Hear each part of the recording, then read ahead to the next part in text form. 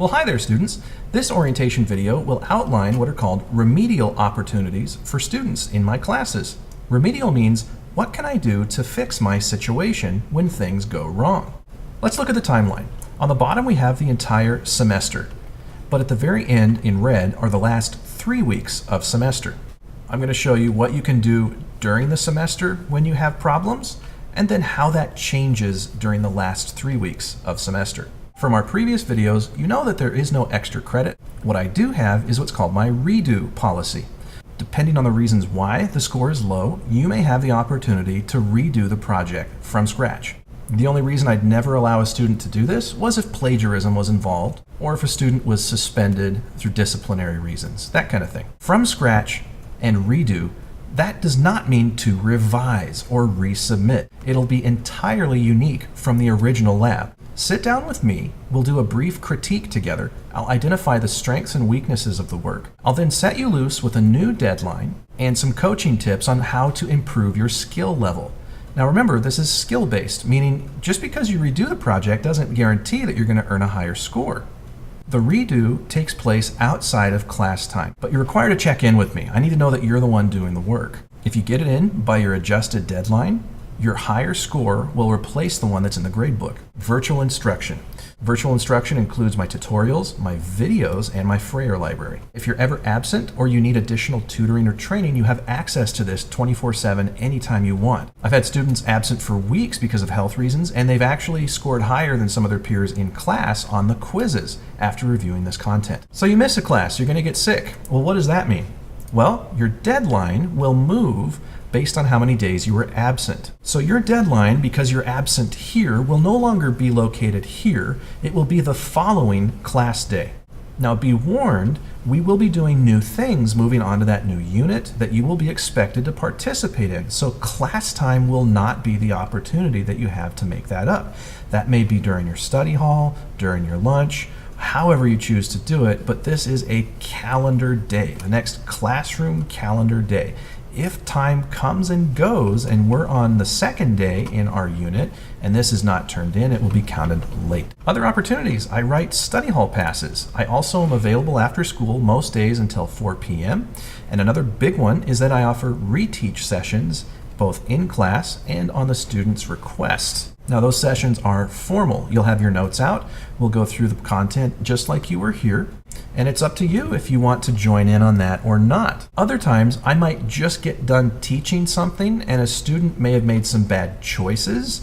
That would mean the reteach opportunity would be off the table because I would be busy working with students who did their job, took their notes, learned the content, and then now need to move on to the next step. Now, another thing about study hall time. When you use study hall time, that's mainly going to be for working on lab content. If your study hall aligns with my prep period, and I have time available during my prep period, I don't often, but sometimes I do, then that would be a great time for you to get your reteaching or your tutoring. After school time would be the best time for that, but most student study halls for some reason fall on other blocks when I'm teaching. You will not have access to me during that time because class will be in session. All right, let's look at the last 3 weeks in the semester. During the last 3 weeks of the semester, many of these opportunities vanish. Your redo policy will expire. Your ability to turn in late work also expires at this point. Your deadline, moving to accommodate absence, also expires. Once school is out, it's done. There's no way your deadline can move. You'll still have study hall access. You'll still have virtual instruction. You'll also have after school time. But generally reteaching does not take place during this point because lessons have already been given and we're deep into it. Most students start to ask about the remedial stuff during this window, and that's unfortunate because at this point in the year, if you've got a knowledge gap from way back here and only now you want to try to get it, you're not patching knowledge gaps, you're looking for points. And that's not how my program works. You're assessed on skill level, not points. So final notes. First of all, personal stakes. Those are the goals that you have. Those are the things that you want out of your education. For example, a personal stake would be to be a valedictorian or to get into a prestigious college. None of those are factors in your grade or in the remedial opportunities in my class. Meaning, if you say, Mr. V, I need to get into Yale, Would you give me extra things? I'm going to say no. You have these things, just like every other student has those things. You'll have the same opportunities as every student.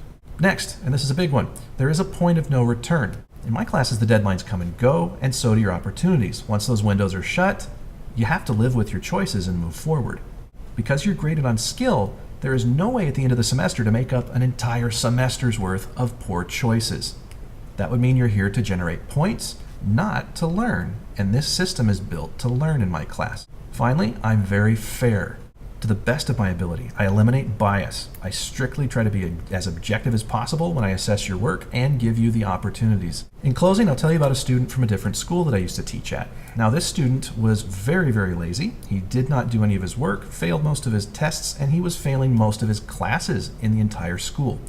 Now, the last 2 weeks of school, this student decided he wanted to graduate. He badgered his teachers, nagged relentlessly, begged, and begged.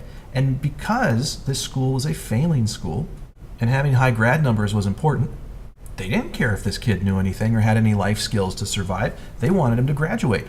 So they allowed him to take all of these remedial makeup tests and presentations that made up for a lack of participation, didn't even demonstrate his knowledge, and somehow he managed to scrape by with a 60%, and he graduated. I asked him at the end of this, why did you make it so hard on yourself for the last 2 weeks? And he said this to me. He said, I would rather have it hard on myself for 2 weeks and get to do nothing for 9 months. He went on to go into the military, and he couldn't make it through basic training. He bounced around from job to job. He couldn't get into college. He lacked the basic coping skills to survive in the workplace. He couldn't demonstrate workplace norms because he was enabled.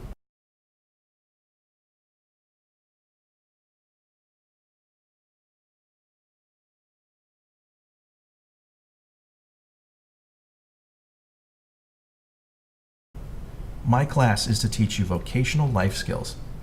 You're here to learn and to grow in ability, not generate points.